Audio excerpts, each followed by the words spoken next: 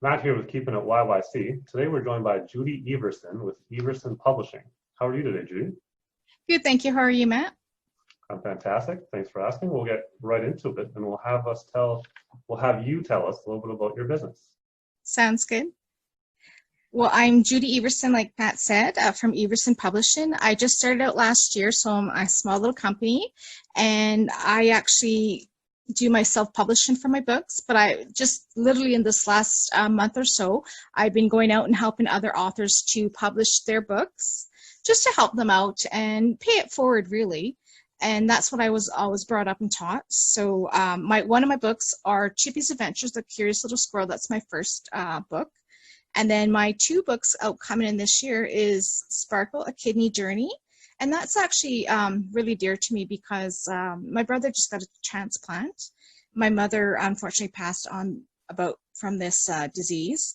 And then my other charity book is The Brave Little Princess. It's about Arya's journey. And she has cancer. And so I met her around Christmas via phone call, Facebook, that sort of thing. And I talked to her mom, Petra, and I wrote her a story because I thought, I need to do something for this little. We have so many little ones and people that I care about with diseases that, hopefully one day we won't even have to worry about them at this point, but you never know. And I just wanted to give it back and pay it forward.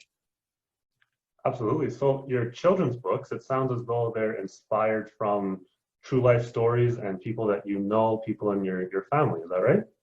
Yes, that's correct. Yeah. Okay, so basically everything that you write is very near and dear to you then. Yes, that's it. Okay, cool. So my next question is, what have you been doing to adapt in this current environment? Well, it's been difficult, like anything else. I've been trying to write a lot, work on my latest books. I'm really pushing like The Brave Little Princess and The Kidney Journey, Sparkle, just to get it out there, and just trying to stay positive with everything because it's so hard to get down in the dumps. But every day I'm trying to find the positive of today and what may happen tomorrow and kind of run with it, basically. Absolutely. We all need a little bit more positivity in this environment. There's so much negativity in the news. Anything we can do to keep a smile on our face really can help ourselves and help others, I think, as well. Yes, that's correct. Yeah. And that's what I try to do. And I try to give it back, pay it forward, that sort of thing, like I said before. And when I heard about this little girl's story, and of course my brother's, which is so dear to me, my mom unfortunately passed, and it touched my heart. And then I just felt I need to write, and I do have some Indigenous books coming out as well. So I'm just trying to adapt to what our current society is like, and just kind of move with the flow, really. Okay, I forgot to ask actually, the three books that you mentioned, are they all fully published and out at the moment, or are you working on the last two you mentioned? The last two I'm just working on. They're kind of side by side, working on both of them to get it out there.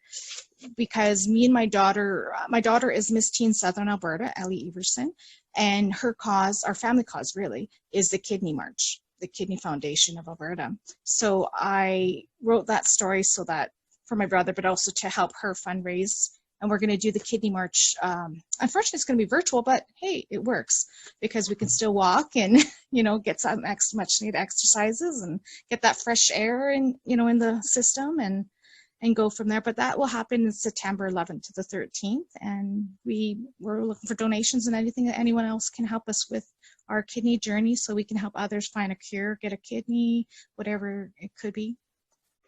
Okay, so that's a donation-based event. Presumably, people in the past would have joined up and gone on a walk, but this time it's going to have to be a remote type thing. Everybody walks individually. Yes, that's correct. Okay, gotcha. Cool. So next question I have is, what can people do right now to support local businesses? Well, I think buy local, like Calgary area, and even in your own communities. Like, it's nice to get out to get the bigger stuff out of the community. But if you can buy and help those local businesses, even the home style businesses as well. And like for myself, I work from home, so calling me directly, going on my Facebook and looking up Everson Publishing, or contacting myself, Judy Everson, to buy a book or two or whatever you need. If you need help with books, do you want to publish, I can help too. I have some contacts and stuff, but just kind of keeping it simple and just supporting each other. Do word of mouth, share your media posts, because we all have media these days, and I think that's a really good one.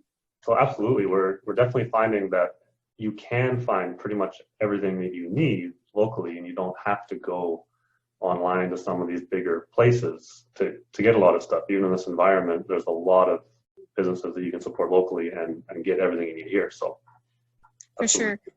Yes, and that's so true, and that's why I'm taking more to going to the local publishers to publish my books, rather than having, I go through my Everson Publishing, but then they would like biz prints out there, and there's so many out there that you can use, and they're local, Calgary local, and I'm looking into seeing what other books, where my books can be printed, just so that I can keep it local and stay true to what I want to do to help others. Absolutely, that's fantastic to hear. Mm-hmm. Thank you. So the last question we have for you is, are there any tips and tricks that you can share in relation to your expertise?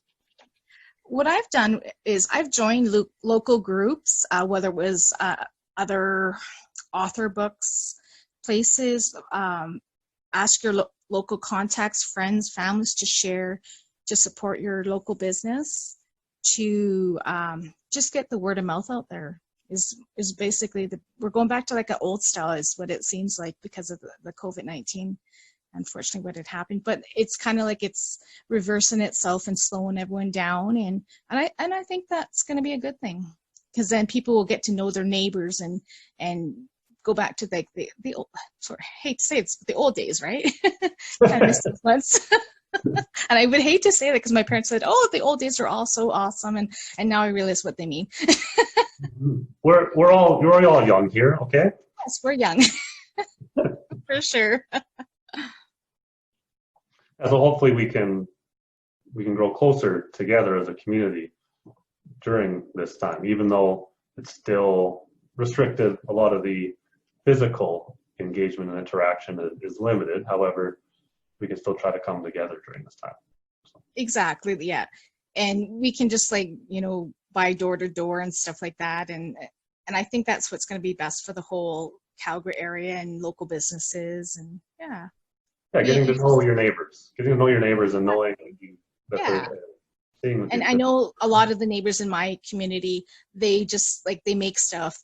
So you can even do like an exchange is another thing too, is what I've done in the past and for my books. Yeah. Oh, that's awesome. Mm-hmm. Yeah, talking about old school, maybe we can just start trading things. Yeah, exactly. Go right back. Yeah. For sure. Really cool. So that's actually all the questions that I had prepared for you today, Judy. Really appreciate you taking the time to join us. We do ask that you end the interview by looking in the camera, stating your name as well as your business name, and asking the people watching to keep it local, keep it YYC. My name is Judy Everson, and my publishing is Everson Publishing for my local business. And keep it local and keep it YYC.